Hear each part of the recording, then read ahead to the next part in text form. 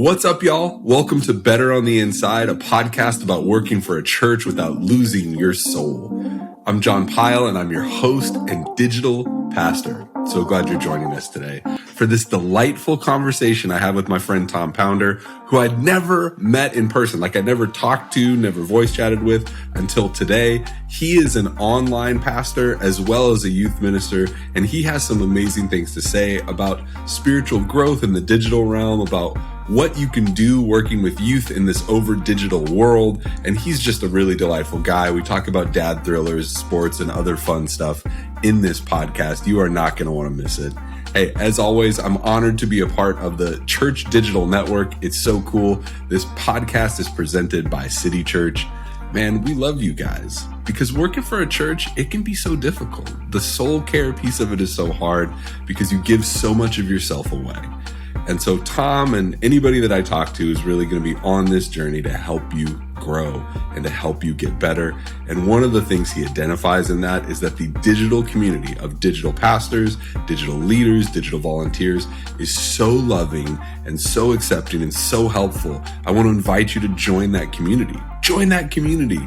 You can email me at john@betterontheinside.com, or you can subscribe and just continue listening. Please rate and review when you get the chance. All right, check out Tom.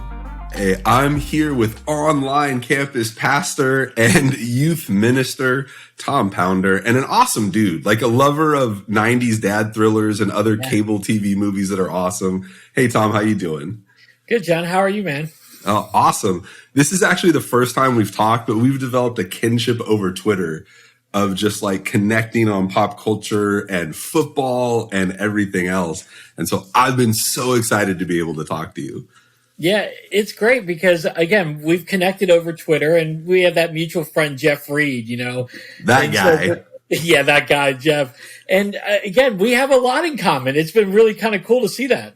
Yeah, it's awesome. And we are both part of the Church Digital Network. Coming to you. That's like Sunday, coming to you. Get all your digital help here between Tom and I and Jeff and Chesley and Andy and a bunch of other people that are doing some great stuff over there. But as you guys know, Better on the Inside is about working for a church without losing your soul. And Tom, you're a church vet. You work in the digital space and all of those things. So often the conversation around digital is about almost attendance, right? How many people are watching your live stream? How many views? How many comments? But I was really interested in asking about your perspective on like a digital discipleship, like digitally soul growth, right? Spiritual formation. How can we leverage digital means to actually grow ourselves as people who work in a ministry? Mm-hmm. Yeah, I think digital discipleship is. I went to a conference recently and. They were talking about online ministry. I was really excited about that. And they basically told me that digital discipleship can't happen. And I'm like, that doesn't make sense. I actually did raise my hand and said, we haven't discovered that to be true in our context, maybe in your context, but not in your. And it just discouraged me because after all this progress that we've made in online ministry, I feel like we still are held up on okay, let's just do live stream and let's just do this and pump up our numbers. But the reality is that digital discipleship can happen and it does happen. And I love kind of working through just different opportunities that there are out there to do digital discipleship. Yeah, it sounds like you've been doing it for a while. You're like an online ministry, like OG. How long have you been working in online ministry? Well, I wouldn't consider myself an OG. There have been some really cool people that when I first started, that I was able to connect with, people like Jay Cranda, Sly King, Neil Smith. But we started in 2014, the summer of 2014, because we were given camera and live streaming equipment. It was like we weren't seeking out to do this. We were given this, and so they said, "Can you guys just use this?" And we're like, "Okay." And so I was a student minister at the time, and I still do youth ministry. But I was strictly student minister, and my executive pastor said to me, he's like, "Hey, we have this equipment, and we'd like you to consider being the online pastor because you're on Facebook all the time." Because I'm like, okay, like, and he's like, just pray about it. I'm like, okay, great, I'll pray about it. And then 2 days later, we're in a meeting with a few more people, and he said, Tom is prayerfully considering doing this online pastor job. And I'm like, okay, I thought this was just between him and I, but nope. And then less than a week after that, we had a staff meeting with all the staff, and my executive pastor said, Tom is going to do this. So I was like, okay, I got to learn how to do this stuff. And so I learned, I'm learning on the go. I'm still learning on the go. Yeah. You got voluntold. That was a voluntold situation. Exactly right. Well, and if you work in ministry, you know how that works, right? Where it's like, please prayerfully consider this. And then the next week you get the announcement of they're doing this. And you're like, wait a minute, I thought I was praying about it. Yes, that's exactly right. Right. And so in your experience with digital discipleship, again, this shallow understanding of what digital, right, and what online church can be is really just trying to recreate butts and seats for a digital thing, when digital is so much more about the discipleship piece. Will you dig down a little bit into what you've seen be successful in allowing people to grow spiritually? Yeah. And again, when I first started, Zoom wasn't a big deal. Like Zoom wasn't even started. But so when we first started, we just started going like basic, we went Google Groups, like Google had Google Groups. And what I would do is I would come up with a lesson plan, and I would just post the lesson on a Monday, and I would encourage people to share their thoughts as they went through it throughout the week. And we would just kind of go back. It was kind of like an old school forum kind of thing. And so I got really comfortable with that. We did a few groups, and again, let me take a step back. One of the ways I've identified some people who were ready for discipleship and online discipleship were the people in our live stream who were chatting pretty regularly. They were the people who were every Sunday morning. We have services at 8, 9:30, and 11. I started just identifying people who were speaking up regularly in the chat room. And so we had their information, their usernames and stuff. And I messaged them, and I would say, hey, would you want to be a part of a group where we grow in our relationship with the Lord? Some people said no. Some people said yes. And I took that group as a starting point, and we started these Google groups. And that's cool. They went really well for a period of time, but then that became old. There were other things that became bigger. Facebook put a better emphasis on groups, so we started some Facebook groups. And then YouVersion, the Bible app. I love the YouVersion Bible app for discipleship opportunities because they have so many Bible studies there that are theme centered. They are, they're scripture centered, but there's like themes. You can focus on different people in the Bible and whatnot.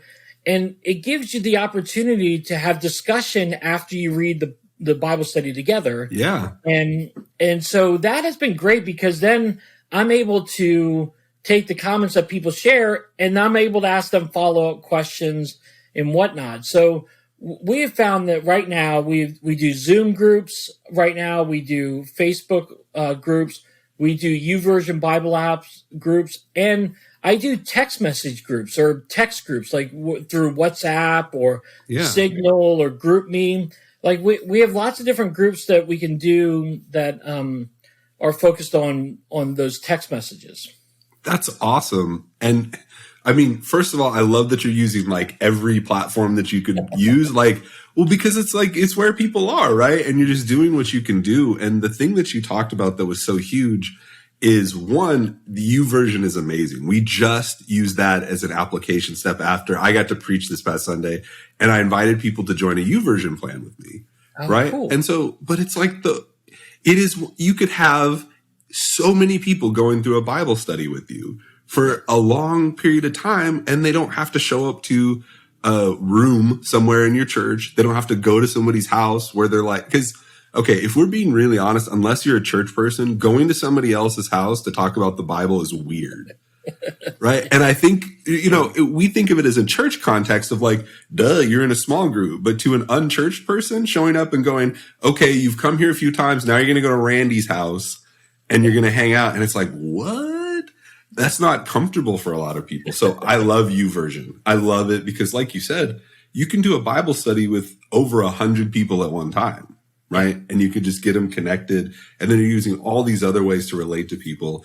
The text part is really cool too, because that's how a lot of people I'll say of a certain age, and it doesn't, some older people do it. Yeah. But a lot of people in their, 30s, 40s, and even in their 20s, it's just texting is a normal way to communicate. And I've even had people that, have either online or through a phone call or whatever requested pastoral care, and they would rather text instead of talk. And I was blown away by that. Yeah. What have you seen with texting? Because I feel like when we talk about digital, we don't talk about texting, and I don't know why. Yeah. And so tell me more about your experience with like spiritual growth through texting. Well, it's kind of interesting because, again, with text messages, you have to keep the messages short. You can't really text long out messages because you have character limitations and whatnot. So one of the ways that I do it is I'll use it as encouragement. We do a Christmas group and a Easter group. Those are our two primary groups that we do. And we tell them, text Christmas to this number. And every day leading up to Christmas, I do simple, sometimes it'll be a scripture reference. Sometimes it'll just be something fun or encouraging. But it's just a great opportunity for you to encourage them. And then sometimes I just send simple scripture references and says, this spoke to me. Here's the scripture. Text back what encourages you about this. Now, a lot of people won't respond to that. But we have had some really good responses from people that they really do engage that way. And I love what you said about the pastoral care, that people will just text you back with the pastoral care stuff. And I think that's a great opportunity for you to pray right then and there for them. So that's been really encouraging on that.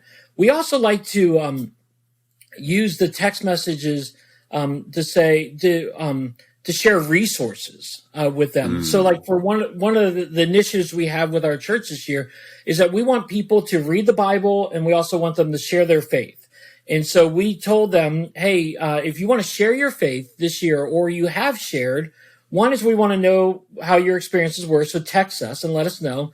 But then two is if you want resources, we want to be able to encourage you, pray for you, and share those resources. And so we have people text us the number, and then we share the resources that we have. And we're actually making more and more resources how they can share their faith, and so that they can really just be encouraged right then and there to do that. So that's been really cool. That's awesome. And then you get the immediate thing, right? Yeah. Instead of going, okay, we have a class next Saturday and it's in the annex or whatever, and it's going to be a potluck. It's like immediately, it's like, well, I'm interested. Boop, boop, boop. And people text, and then it comes right back. Yeah. And that's how people have learned to experience the world, especially in the pandemic, where you're ordering food, you're doing groceries that way. Everything's coming through Amazon.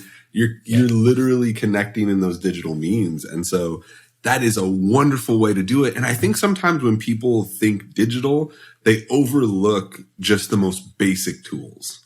Yeah. And to me, texting is like a basic digital tool that almost every single person can do. I know like my mom, who is a technophobe practically. She gets in front of something technical and is like, oh, I don't know that I can do it. And she gets down on herself. Mama Sue, don't get down on yourself. You know what you're doing. You're very smart. She's probably going to listen to this because my mom listens to, what I do. If she figures out how to listen to a podcast, that's a whole other conversation. But she texts and she sends emojis, and it's something that people can figure out. And so I think sometimes, pastors out there, ministry leaders out there, volunteers out there, when they think digital, they're going, okay, I got to build an AI chatbot that does blah. And it's like, sometimes it's just texting. Yeah. Like texting is digital because digital is a tool. It's not the means. So I was on a little bit of a soapbox there. No, but you're exactly right, because I even think up until this past year, I had a limited view of what text messaging could be. And we've just really said, let's start clean. What else can we do here? And we just started brainstorming different ideas and different thoughts. And again, it's been really cool to see my senior pastor, who is not very technically sound, just think, I want to do this. And when you have your senior pastor who's like, we've got to get more involved in digital and help people digitally, I think that's a real encouragement, because I still think, again, we're in this period of time where we've overcome a lot with online ministry, but now some people were going backwards now. And so to have the higher ups support you in what you're doing, I think that's really encouraging. It's super encouraging. And I'll bet you there are a lot of people listening to this who's had their senior pastor say some sort of the statement of, we got to be in digital. And then like maybe either not know what they mean by that or just mean stream the service. Yeah. But even any inroad in that is an opportunity for you to pitch some of these great digital ideas, because the stuff you're talking about doesn't require a huge budget. It doesn't require a bunch of man hours. It's something that you and a volunteer team could do, right? It's something that, or a single person could do, right? As you just scale it up. And so I think that's really encouraging. And beyond that, right? We're not just just a digital podcast. It's about creating cultures that are better on the inside, that draw people closer to Jesus. You're talking about as close a hands-on experience as you can have pastorally as almost anything. Yep. Because sitting down with individual people and going, let's walk through this Bible study together is awesome. And it's a really good thing to do. But digital allows you to do that in an authentic way with people. Yeah. And I too have been discouraged with people kind of like, let's get back to normal, and kind of going backwards and devaluing what spiritual discipline, spiritual growth, spiritual formation, discipleship, whatever you want to call it, can look like digitally. And so it's really cool to hear some of the ideas that y'all are using that I'm sure you would love for people to steal and copy if it serves them. Yeah, because I'm stealing and copying from other people too. So it's like, great. Yes. Well, amen. I'm taking notes too. I'm like, okay, this is what Tom is doing. Like maybe that'll work, because we're in the space where I'm convinced nobody knows what they're doing. Yeah. I don't think anybody's like, we have the digital template that's going to lead us into it's like everybody's throwing stuff at the wall right now. Yeah. Well, and I think that's part of the thing too, is what I've loved about the online ministers that I've come in contact with is that everybody is so humble and they're so encouraging, and they just want everybody to succeed. They focus on the big C, the big C church. And it's not about, these are my flock or this is my flock. It's about how can we reach more people with the gospel. And it's so encouraging. I mean, I've never seen an online, a group of ministers more together in harmony than this online community. So it is really encouraging to see. And I love meeting new people. Again, you and I are meeting like for the first time, so it's been great. So yeah. Well, but that brings up a point of, hey, online pastor or pastor out there that's in charge of online stuff. Let me just speak to you for a second. We care about you. And part of the burnout that you might be experiencing from this season and this difficulty, like one of the things that's been so encouraging for me that has allowed me to continue working for the church without not running on empty, right? I haven't been running on empty as often because of this community. This online pastor community has been amazing because everything you talked about, Tom, I've found to be true. I've never asked somebody for help and they've been like, figure it out. Yeah. Or they haven't ghosted. They've been like, hey, here's too much stuff. Hey, I don't know if this helps, but here you go. Hey, do you want to join this? Hey, do you want to join that? And it's really kind of a ragtag, almost punk rock, like DIY kind of community of just people who are like, I don't know. We don't know. Let's figure it out together. Let me steal that from you. And that has been really, honestly, that's fed my soul a lot. Is just to have people like you that, even if it's just talking about, I don't know, The Fugitive, Lethal Weapon, right? We had a short conversation about Lethal Weapon. It's like just somebody that I know is there, because pastoring can be lonely. Yeah. And one of the best parts of digital is that I feel connected to a network of other pastors that I couldn't have been connected to before. Yeah. We never would have found each other. Right. Even though there's this like kindred spirit thing, right? We never would have found each other without digital. And so having a network of pastors that you can bounce ideas off of, that you can learn from, that can, even hold you accountable. but also that you could just blow off steam with has been soul filling. And so I would encourage folks out there that even if you're not a digital pastor, even if you're just somebody who, goes to a church, volunteers, like get involved in an online community of believers that can help fill that tank.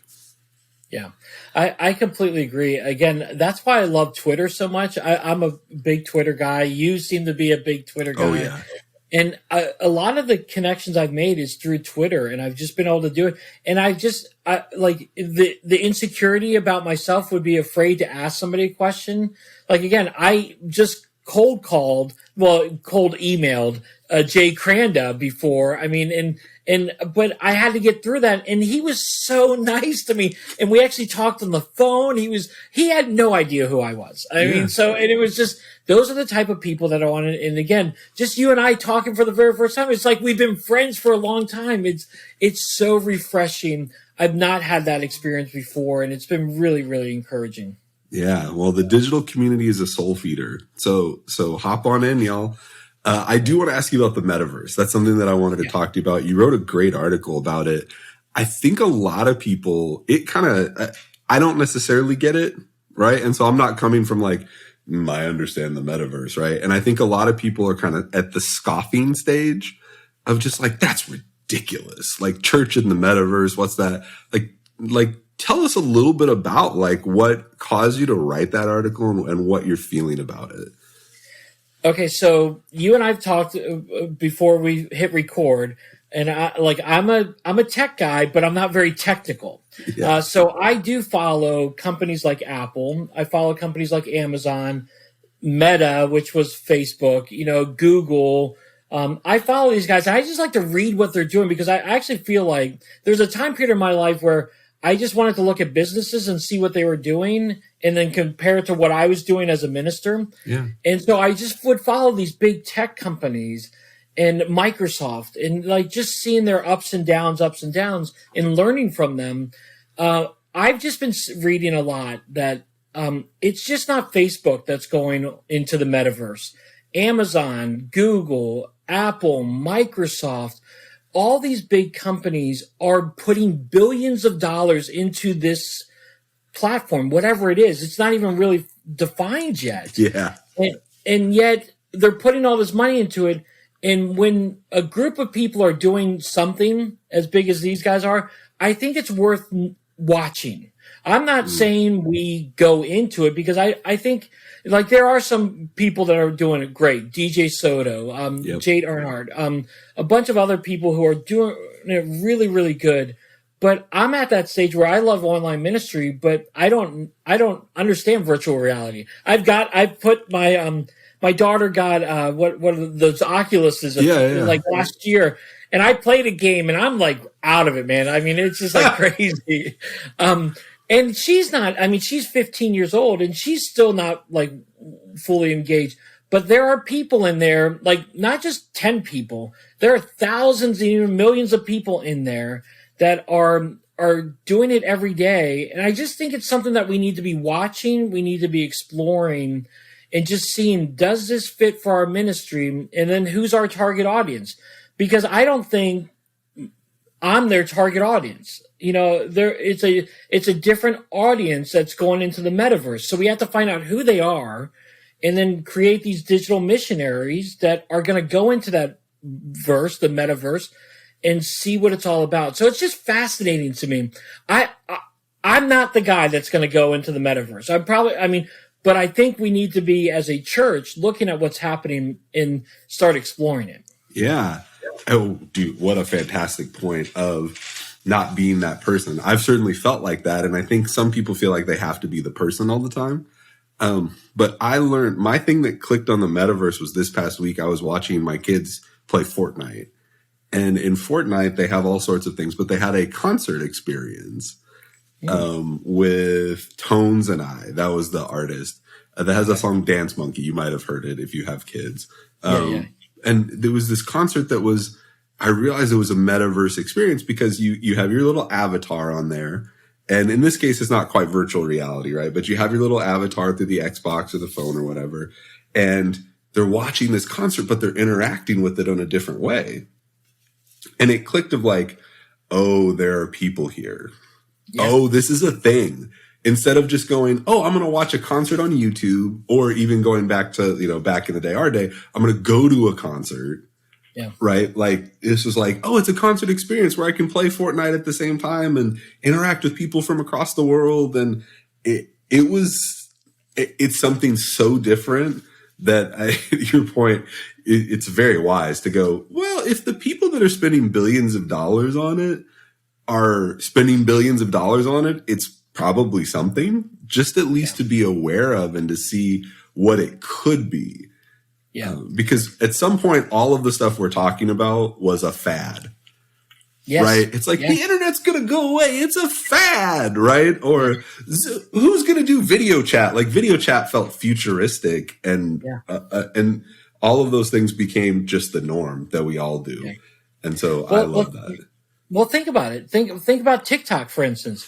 Two years ago, it almost got shut down by the president of the United States.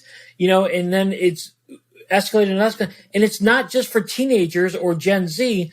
I'm on there. Yeah. And I've got a lot of friends of mine who are on there, and I see a lot of older people on there as well. TikTok was a fad. It was not even going to be around. Snapchat was a fad. It's not even going to be around, but they're still around. They're still relevant. And I'm not saying that you have to go all in on TikTok or all in on Snapchat, but it's a possibility. You could do more stuff with TikTok. You could do more stuff with Snapchat. You can do more stuff with the metaverse in time after we learn really how to use it wisely as a church. Yeah. Oh, man. Such a wise point, though, to just explore. Just be willing to be humble to go, maybe this is a thing. Let me learn about it. Let me try it. Let me see what's out there. Because that is the spirit there's a spirit of humility to it. Yeah. And that kind of feeds your soul. The other piece of your job that you've talked about is the youth ministry, which is inextricably linked with digital in a weird way. It really is. Yeah. It really is. Because, the youth are digital natives, right? And so how are you helping this digital native generation that is more anxious, more depressed, more, they're going through one of the most difficult long-term periods that they haven't experienced anything like this before. Yeah. And so how are you kind of doing soul care for the young folks that you're interacting with right now? I think more than ever, I love digital, and it's so easy to be connected with students digitally with like Snapchat or other kind of platforms. But I think just the importance of being in community together in person. Again, it goes contrary to my other job of being online, but just creating in-person experiences, because the kids, at least my students, don't like to be online for Zoom online groups. They did it for a period of time because they had to, but they don't want to do that. So if we ever have a COVID issue or some other kind of issue that we have to go online, our attendance plummets like crazy. They don't want to be online, even though they're really comfortable using their phone all the time for other things. Yeah.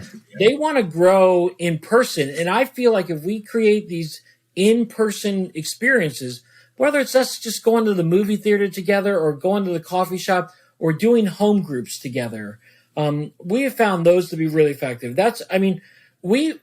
Before COVID hit, we made an effort. We said we're going to kind of decentralize our youth program.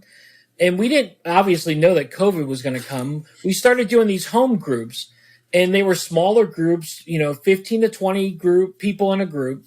But we wanted to do that, and that really set us up for success in our ministry, even during COVID, because kids continue to feel comfortable meeting with groups of 10 to 15 to 20 people at a time, because they feel like they're safe with each other. They trust each other. They grow together. But I really feel like meeting in homes and being in community with each other has been a great strength. And our kids look forward to it every week. I look forward to it. Youth ministry is hard for me now because I'm older and I've got my own kids that I'm trying to figure out, but those home groups like energize me, and they energize the kids, and we're having dinner together. We're having fun together, and we're learning about Jesus together in a really open forum type of way.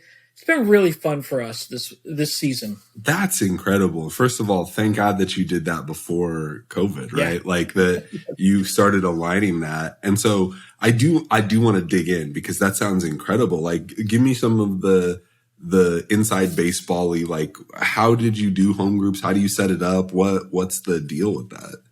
Yeah, so home groups, it's really important for a few things. The background is like, again, we want to have a family a host family that will be welcoming and caring and nurturing to the kids. They won't be the leaders. They're not going to be sitting in on the Bible study discussion, but they're the ones that are going to be welcoming the kids and greeting them and helping make the food for the kids. And so we want a good host family that is very welcoming, caring, and nurturing. We want to have leaders. I mean, that's been a big struggle for us. Like this past year, we actually had to shut down some of the groups that were going and combine them because we lost some leaders. And, we want to have 3 to 4 leaders per group. And we weren't able to do that this past year. So we had to shut a few down and combine them. But the leaders, having good leaders on there who are caring and nurturing.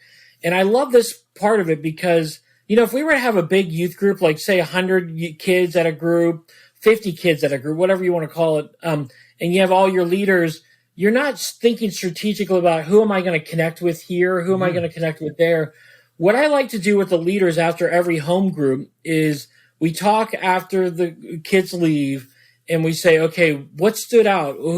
What did somebody say that we need to follow up with? And who's going to follow up with that person this week? And so the leaders are now more invested in the students and their relationships with the students because it's the same 10, 15, 20 kids that are coming. And they're the same leaders that are there. Yeah. And so it's just been a great opportunity for us to connect leaders with students and help them foster discipleship there. And then, again, we eat together, we play a game, simple little game together, but then ultimately we talk about Jesus. And it's not me talking, it's us discussing. So we kind of throw it out, and the kids are really, we found that in particular the high school kids, they're really open to share as they're feeling comfortable. We sit in a living room, kids are just hanging out. It's a kind of a warm, friendly environment. So that's been kind of neat. That's really cool. I hadn't heard of that, honestly. And so I wanted to get the inside scoop because that's, again, if I can steal it, I don't do youth, but if I can steal it, I will.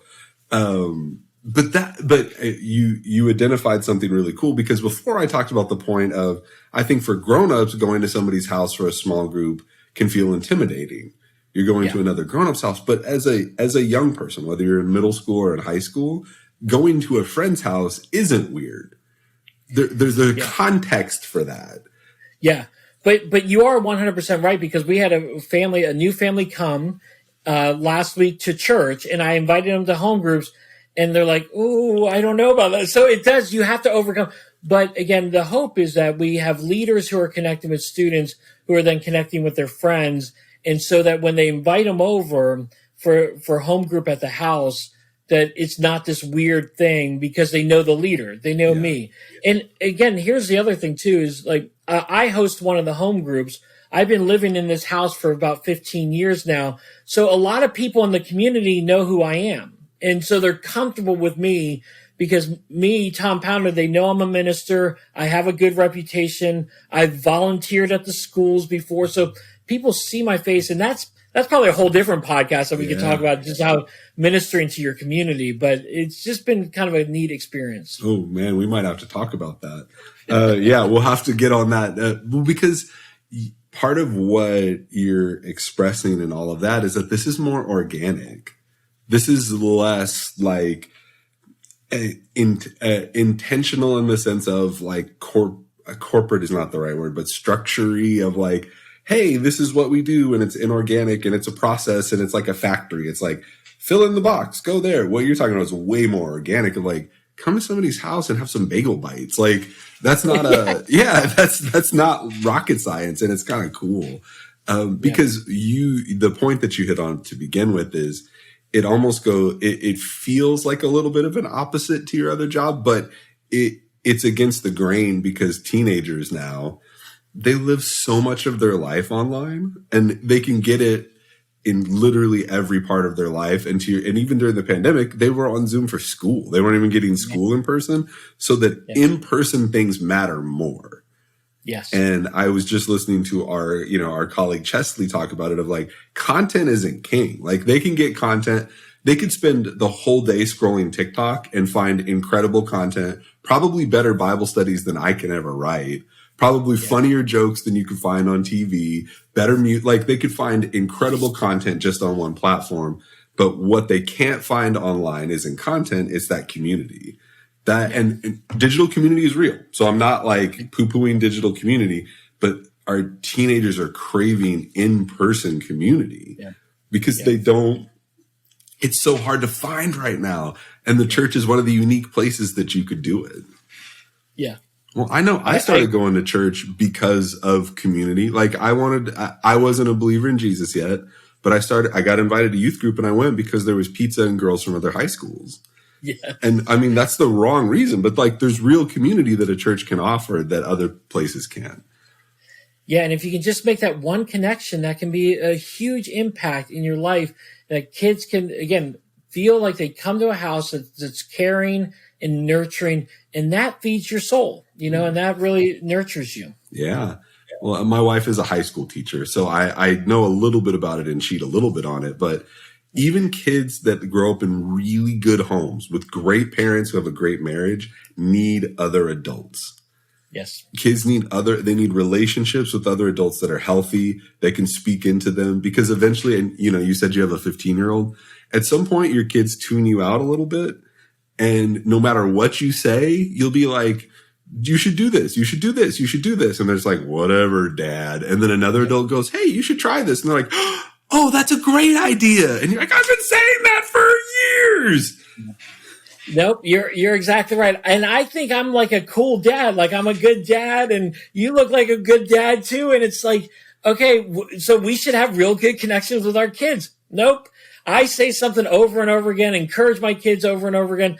The moment a volunteer leader says something encouraging my daughter, they're sky high. It's amazing, And so no matter what I say, doesn't matter, but what they say is sky high. That's wonderful. And it's a great reminder, though, of if you're out there and you're trying to figure out where you can really live your purpose, like where God has wanted you to be. And for some people, youth is not for you. So that's fine, right? You have to actually love teenagers. That's like a really important part of doing that. They can drive you crazy, but you have to love them. It's a great place for people to get involved. And it's feeding for the adults too, not just for the kids, to have those in-person relationships. Any last bits of wisdom for digital youth, anything that you want to share? In regards to digital, and I didn't hit on this earlier, but again, for your soul care, it's important to shut the computer down sometimes, to turn off your phone. I am still recovering from feeling the guilt of, I work all the time, and with digital, you can work all the time. It's okay. The work is going to be there tomorrow. You can respond to that person a little bit later. Don't throw them off 2 or 3 days, but you don't have to respond immediately. Take care of yourself. Take care of your family. Your family is your legacy, not all the other people you're doing ministry to.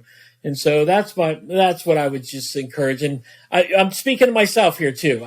This is something I work on every single day. Absolutely, man. And that's something that I talked to Jeff about not too long ago, back in December, of if you're a digital person, you're never off. If you're an online pastor, a digital pastor, the internet doesn't close. Yeah. There's not a point where you clock out and it's like, woo, I'm done. And you take your lunch pail home. It's like people, all the stuff that we talked about, that's an amazing way to minister to people, is an unfettered access line to you too.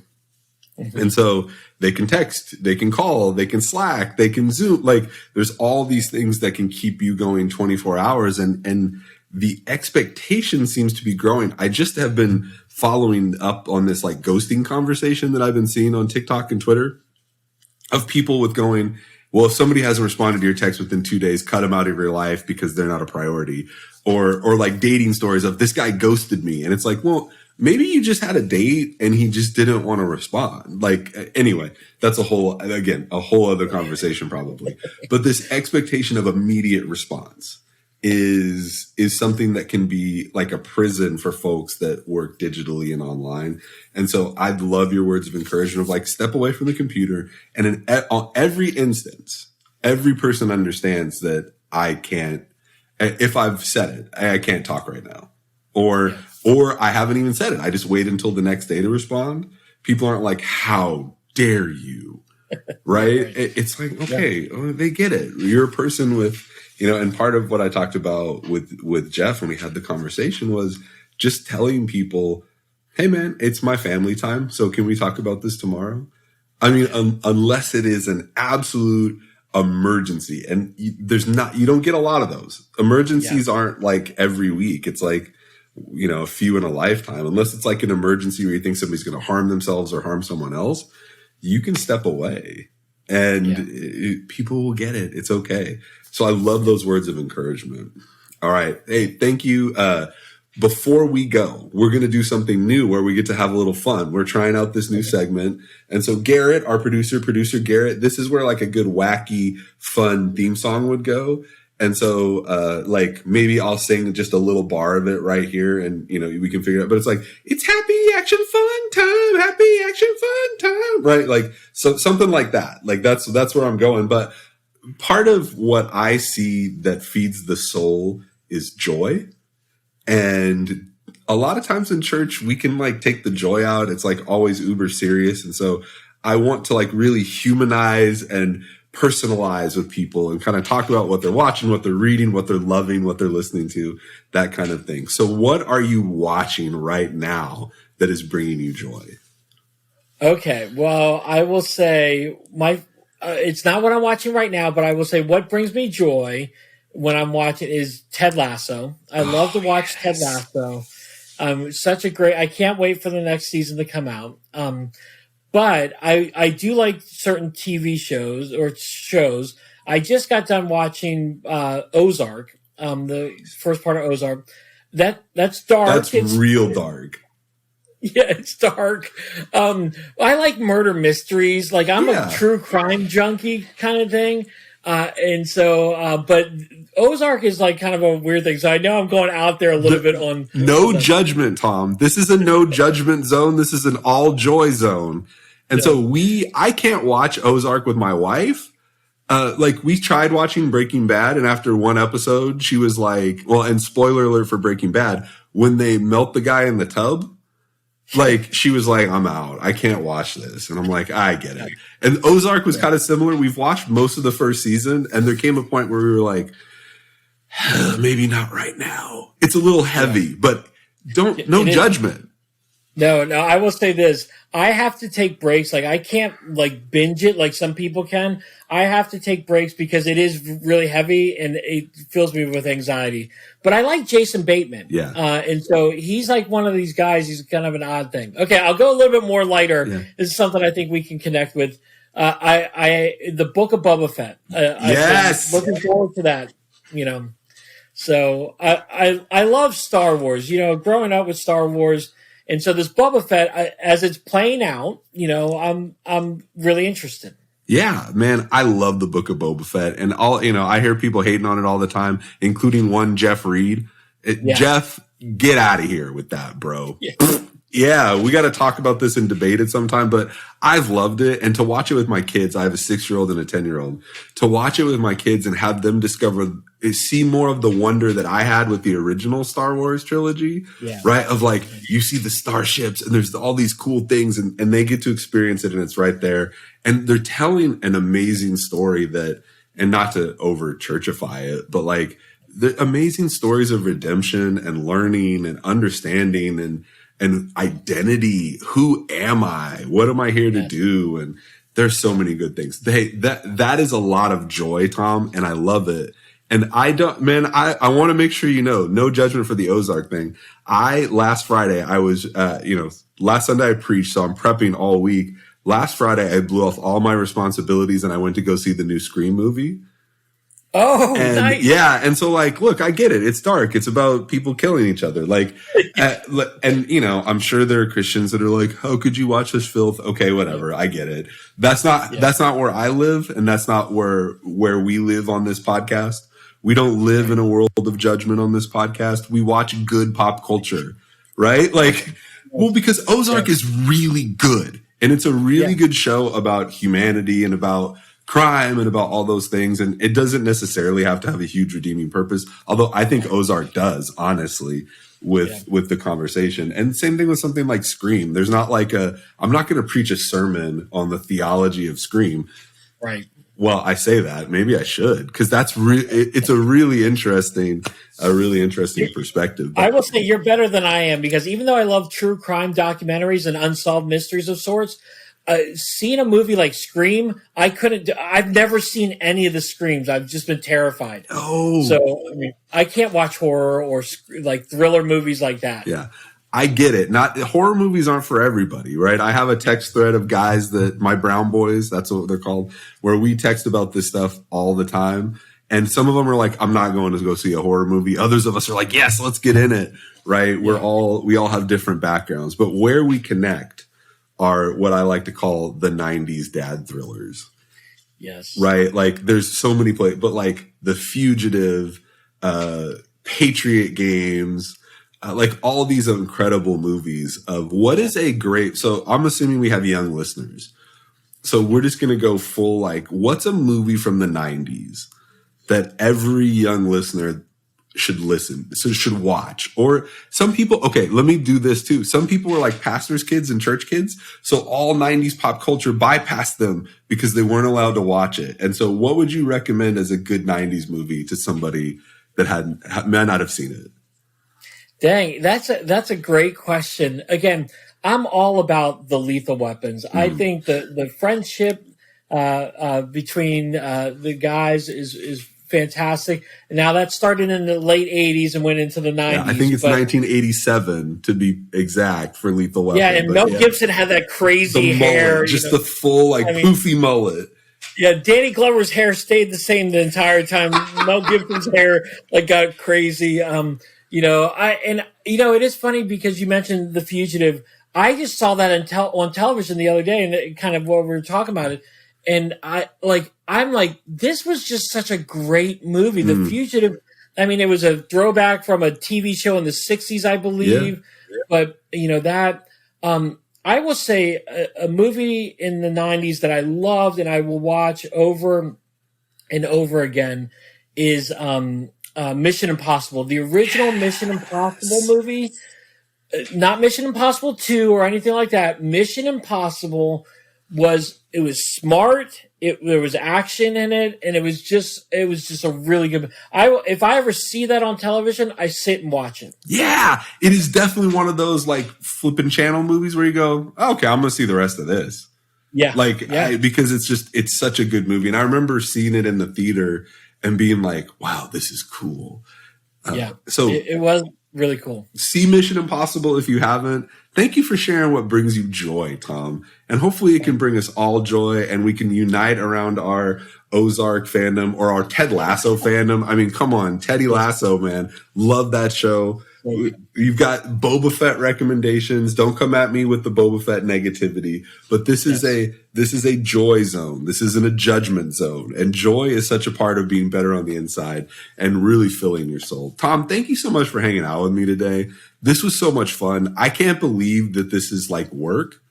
Like it's crazy that we get to do this because I love talking to you. So we're going to have to do this again. I really appreciate it. Well, and you're going to have to come on my podcast now. So now the next one is you're coming on my podcast. All right. We got a home and home. I'm in 100%. Great. All right. Thanks for joining us, Tom. Thank you, everybody, for listening. We'll see you guys next time. Talking to Tom was so great. And especially at the end of the conversation, you cannot underrate joy. How important joy is to have a healthy spiritual life. Joy, fun, all of those things are a part of being better on the inside and not being totally, used up, chewed up, spit out in your days in ministry. And so make sure that you have, one, joy, personal practices of joy. Two, find people that you can share joy with, a community. As I always say, you have to have a group text thread that could get you fired. If somebody discovered it, you got to have people that you can let off steam with. It's so important. And man, I'm so thankful that Tom brought a little bit of his joy and our love of 90s and 80s movies together, like Lethal Weapon. I got to go watch those, and we got to talk more about some of those dad thrillers later. Well, if you want to get in touch with Tom, an incredible dude, you can find him on Twitter at TA Pounder. That's TAPOUNDER. That's TA Pounder on Twitter. Some great conversations going there. And thank you guys for listening. I'm so glad that you're part of the conversation in the Better on the Inside community. Please click like, please click subscribe wherever you're watching or listening to this. We'd love to have you listen to the episodes that are coming up. They are going to be really, really good. If you have any questions, you can email me at john@betterontheinside.com. I love y'all, and I hope to see you soon.